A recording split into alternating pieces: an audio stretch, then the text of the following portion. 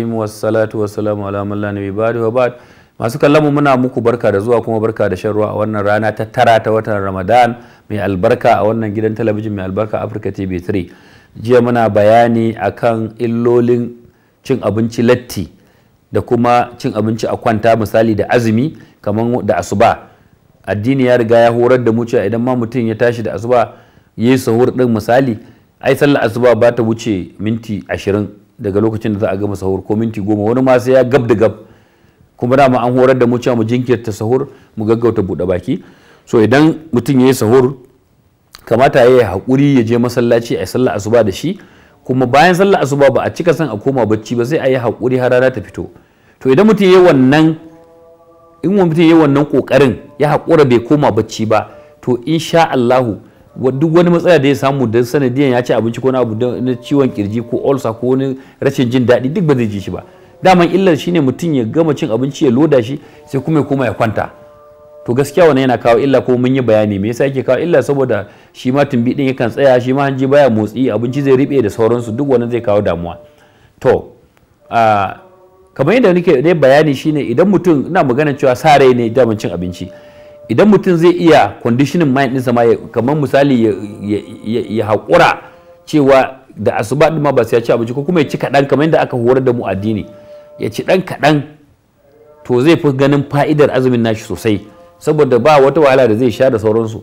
Amma na san akwai wanda su gaskiya an ba sun ci sun take cikinsu dan ba abin da ke, kuma wataƙila za su ce su ba sa jin komai. To amma ina ganin akwai bambanci tsakanin irin waɗannan, da akwai mutumin da ya samu shi rayuwarsa dama rayuwa ce wacce take cike da watakila motsa jiki da waɗansu harkoki da kazar-kazar, wannan ba matsala. Kamar yadda nan misali na wancan mai zuwa gona, idan mutum ya san cewa misali daga sallah iya sahur din nan zai ci gaba da ayyuka ne, ko ya je nan ya je nan, ko ya je fara aiki ko na ƙarfi ko na abu, ba damuwa, dan ba zai samu wani matsala irin wannan ba. Dama illar ana samun ta ne ga wanda suke ci ma zaune, in ji Bahaushe. An gama cin abinci an ƙoshi, sai a koma kan kujera a lankwashe, ko a koma gada a fara bacci a ɗauki remote control ana controlling. To shi ne matsalar, dama a nan ne ake samun problem. To ina ganin idan aka kiyaye waɗannan abubuwan watakila za a abin nan. To sai dai kuma misali kamar akwai problem da yake faruwa da faktar mutum yana azumi, mun san dai fa'idan azumi yakan ma sarai da yawancin watakila waɗansu ɗan cututtuka haka da sauransu. To amma kuma mai azumi still zai iya samun matsalar ciwo. To ya kamata idan an samu matsalar ciwo a yi ƙoƙari a je asibiti a bincika, amma dai ba ulcer ba, dan na san mutane za a ce ai ulcer suke da su, ai ba za su yi azumi ba da sauransu. Wannan gaskiya ne ina ganin ba shi da fa'ida ko ba daidai ba ne. Idan mutum yana da ulcer, ai akwai likitocin da za su duba, kuma kaman misali likitocin da suke sun kware a wajen ciwon ulcer din sukan gaya mana cewa ai kashi 90 zuwa 95 na wanda suke suna da ulcer, an aka irin zira musu wannan na'urar da ake ganin ulcer din, su haɗiye ta a je a duba a tumbin su, kashi 90 zuwa 95 duk ba su da wata ulcer, kawai sun yadda ne a zuciyarsu kawai suna da ulcer shikenan, yawancin su ba su da ulcer. To saboda haka ina ganin wannan ulcer yawancin ta kawai ɗabi'a cin abinci ne, wanda mun riga mun yi bayani a kiyaye cin abinci latti a kwanta. Mukan ba da shawaran cewa ma dai wani aka ce an yi sallar magariba ko isha, in dai mutum ba azumin yayi ba misali, in kuma yayi azumi a zama cewa an bi wannan ka'ida cewa an takaita abincin da za a ci.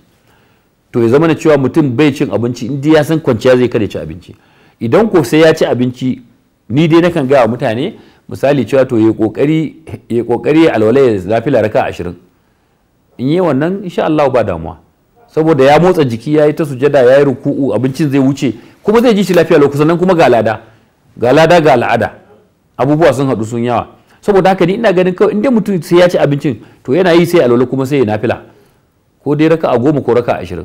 To in yi wannan kamar yadda salar tarawih take fa'idantar da cikin mai azumi, ya ji cikin shi yayi sharaf, ya koma ya baccin shi, to haka shi ta ma wannan din haka ne kawai, ba wani kamar horon kenan kawai.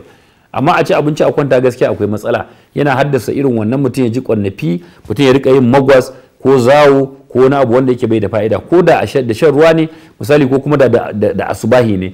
Idan asubahi ta yi, ya kamata mutum ya san cewa in ya ci abincin to ya haƙura har a yi sallar asuba, ya haƙura har ranar ta fito, ya yi ƙoƙari ya waɗansu 'yan kaye-kaye ko ya ta sallah ma kawai. Ko da yake akwai lokacin da aka ce ya takaita, an hana ba a son a yi sallah a lokacin, amma dai zo na a masallaci ya ta wuri da ai shi ma sunna ne wannan. To masu kallon mu ina ganin zamu tsaya a nan, sai Allah ya kai mu gobe insha Allah sai mu dora. Assalamu alaikum wa rahmatullahi ta'ala wa barakatuh.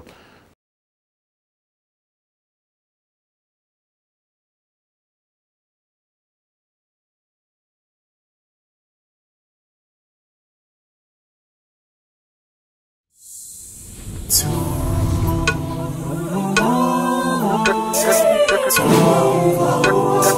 you.